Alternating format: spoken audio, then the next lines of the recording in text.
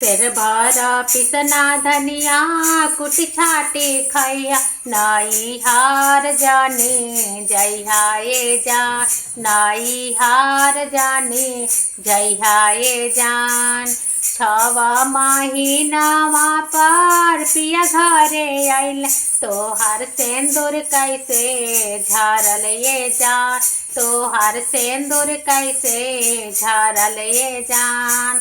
घरवा में बाणे हमरो बड़का भसुरवा घूंघट काढ़त से नो झारल ये जान घूंघट काढ़त से नो झारल ये जान।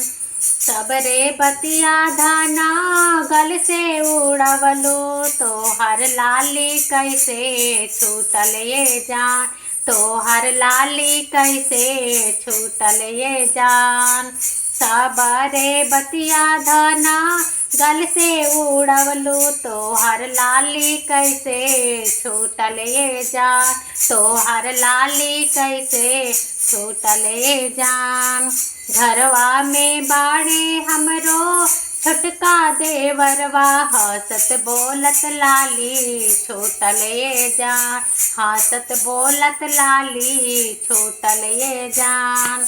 सबरे बतिया धाना गल से उड़वलो तोहर काजल कैसे छूटल ये जान तोहर काजल कैसे छूटल ये जान तोहर काजल कैसे छूटल ये जान।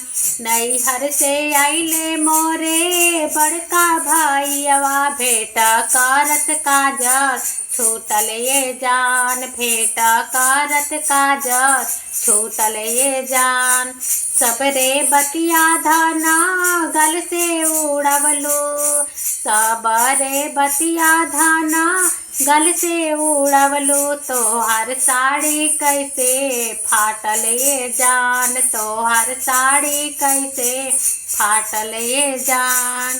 पानी भरे गैली हामा पकवाई नरवा बुढ़वा बानर नोचा दिहल से जान बुढ़वा बानर नोचा दिहल से जान। सबरे बतिया धाना गल से उड़वलो तोहर खाटी कैसे टूटल ये जान तोहर खाटी कैसे टूटल ये जान। रेड़वे के खाटी रहुए रेड़वे के पाटी करवट फेरत खाटी टूटल ये जान करवट फेरत खाटी टूटल ये जान। सिर भारा पिसना धनिया कुटी छाटी खैया नाई हार जानी जय हाय जान नाई हार जानी जय हाय जान।